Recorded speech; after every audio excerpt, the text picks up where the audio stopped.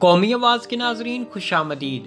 Nepal India सरहदी तनाज़ा अब खूनी तनाज़ा बनता जा रहा है। सरहदों के तयन से शुरू होने वाली लड़ाई अब हर गुजरते दिन के साथ एक खौफनाक रुख इख्तियार करती जा रही है। क्या अब भारत में बसने वाली नेपाली अवाम का भी वही हाल होने जा रहा है जो इस वक्त मोदी सरकार मुसलमान कौम के साथ दिल्ली में या गुजरात में करता आया है? क्या अब नेपाल के लोगों पर भी ज़मीन तंग की जाने लगी है? नेपाल के वज़ीर आज़म KP शर्मा के अयोध्या को लेकर दिए गए बयान के खिलाफ होने वाले एहतजाज में क्यों एक नेपाली नौजवान का सर मुंडाकर उसके सर पर जय श्री राम लिखवा दिया गया था? इस मामले की असल कहानी क्या है? क्या अब नेपाल बिहार पर हमला करने की फुल तैयारी में है? क्या नेपाली अवाम के खिलाफ भी मोदी सरकार कोई नया कानून सामने लाने जा रहा है? दोस्तों, वीडियो में आगे बढ़ने से कबल अगर आपने कौमी आवाज़ को अभी तक सब्सक्राइब नहीं किया तो इसे सब्सक्राइब और बेल आइकॉन पर क्लिक ज़रूर करें, क्योंकि ये मेरी और आपकी नहीं बल्कि पूरी कौम की आवाज़ है। इंडिया और नेपाल के दरमियान सरहदी और ज़मीन के तनाज़ों के मामलात हल होते नज़र नहीं आते। भारत के नेपाल और बांग्लादेश के साथ ताल्लुकात जहां पहले ही खटाई का शिकार हैं, वहीं अब मवेशियों की चोरी के इल्ज़ाम में सरहदी रियासत असम में 3 बांग्लादेशियों का कत्ल और वज़ीर आज़म नरेंद्र मोदी के हलके वाराणसी में एक नेपाली शख्स के सर मुंडने के वाक़े ने इसमें मज़ीद खराबी का खदशा पैदा कर दिया है। क्या ये सब मोदी का सोचा समझा मंसूबा था? क्या नफरत के बीज मोदी सरकार जानबूझकर नेपाल और इंडिया के दरमियान बो रहा है? जैसे उसने मुसलमानों के खिलाफ मुतनाज़ा शहरियत बिल लाकर नफरत की एक दीवार हिंदू और मुस्लिम के दरमियान खड़ी कर दी थी कि साहब मोदी क्या नेपालियों के खिलाफ भी एक दफ़ा फिर गुजरात जैसी तारीख दोहराने जा रहा है? क्या अब नेपाल और इंडिया की आवाम को मोदी सरकार लड़ाने का मंसूबा बना चुकी है? आज की वीडियो में बताते हैं कि नेपाली शख्स का सर किसने मुंडवाया था, वो कौन सी भारतीय जमात थी, और क्या सर मुंडवाने वाला शख्स वाकई नेपाली था या जानबूझकर नेपाली आवाम को इश्तियाल दिलाने के लिए किराए के शख्स को लाकर उसे नेपाली शो करवाकर सर मुंडवाया गया और नेपाली अवाम के जज्बात भड़काने और उन्हें मुश्तिल करने के लिए ऐसा गेम प्लान किया गया था ताकि नेपाल की अवाम गुस्से में भारतीय अवाम के खिलाफ बाहर निकलें और फिर वही खेल नेपाल की अवाम के साथ भारत में खेला जाए जैसा कि पहले गुजरात और हाल ही में दिल्ली के मुसलमानों के साथ खेला गया था।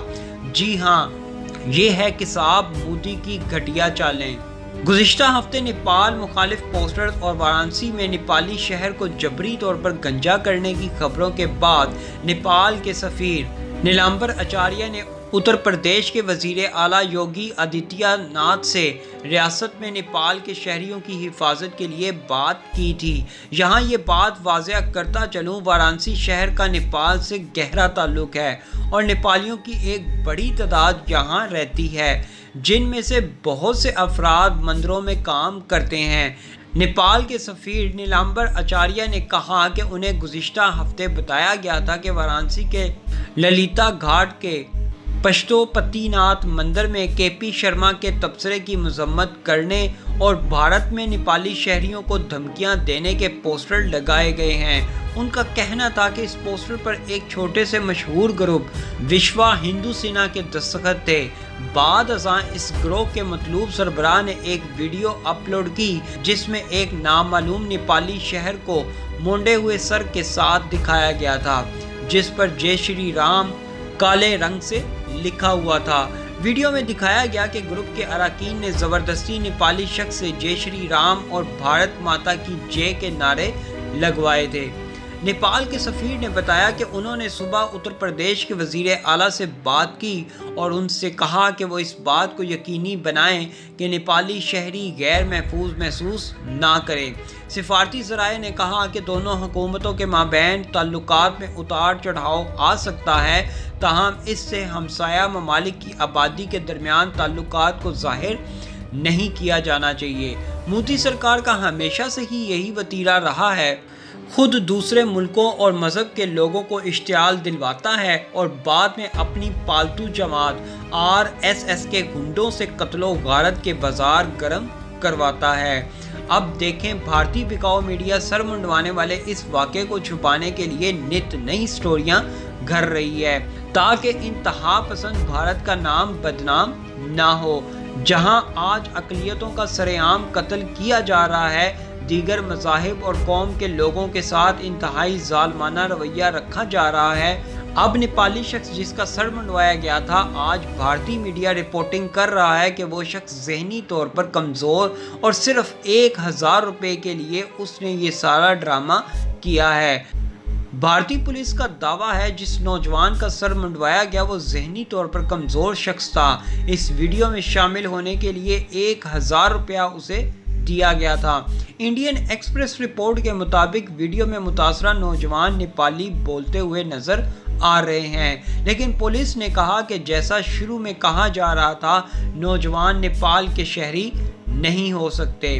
पुलिस ने कहा वो इस बात की तस्दीक करने की कोशिश कर रही है कि क्या मुतासरा शख्स नेपाली निज़ाद है या नहीं।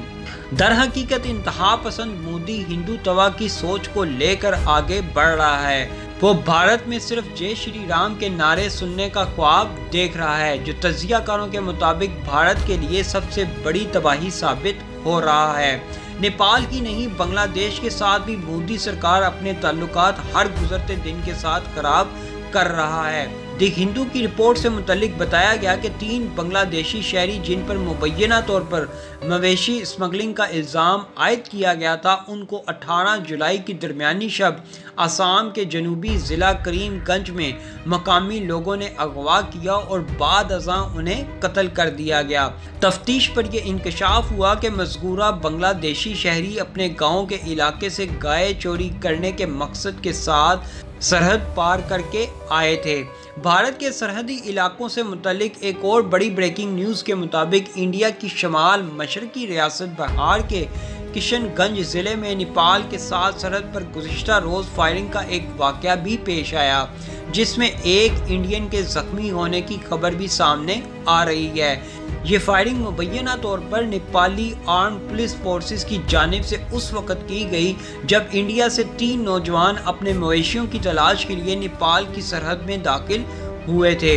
दर हकीकत नेपाल और इंडिया दोनों ऐसे मुल्क हैं जहां आज से पहले दोनों मुल्कों के लोग एक दूसरे की सरहदें बगैर किसी पासपोर्ट के बाआसानी पार कर लेते थे, लेकिन अब दोनों ममालिक के दरमियान लेपो लेक, काला पानी और लंपेयाधुरा सरहदी इलाकों से शुरू होने वाली लड़ाई आज खूनी लड़ाई में बदलती जा रही है। आज नेपाल की आवाम ने बिहार की ज़मीन पर भी अपना हक वाज़िया कर दिया है। नेपाल ने बिहार के मोतिहारी ज़िले के सरहद के करीब दरियाए लाल बकिया के किनारे तामीर होने वाले बंद के काम को रोक दिया और कहा ये बांध बनाने का काम नो मैंस लैंड में हो रहा है। इससे पहले हिंदुस्तान नेपाल सरहद पर सिक्योरिटी में तैनात नेपाल आर्म फोर्सेस ने गुज़िश्ता माह बहार के सीतामढ़ी में एक झड़प के दौरान गोलाबारी तक कर दी थी, जिसमें एक हिंदुस्तानी शहरी की मौत वाक़या हुई थी और 2 लोग जख्मी हो गए थे। भारतीय खबरसां इदारे द हिंदू की रिपोर्ट के मुताबिक बिहार के इलाके किशनगंज में नेपाली पुलिस ने भारत नेपाल सरहद के करीब 3 अफराद पर मुबैना तौर पर गोली चलाई, जिसमें एक भारतीय शहरी जख्मी हुआ। इतलात के मुताबिक ये हालिया दिनों में भारत नेपाल सरहद पर इस नौयत का दूसरा वाक़या था।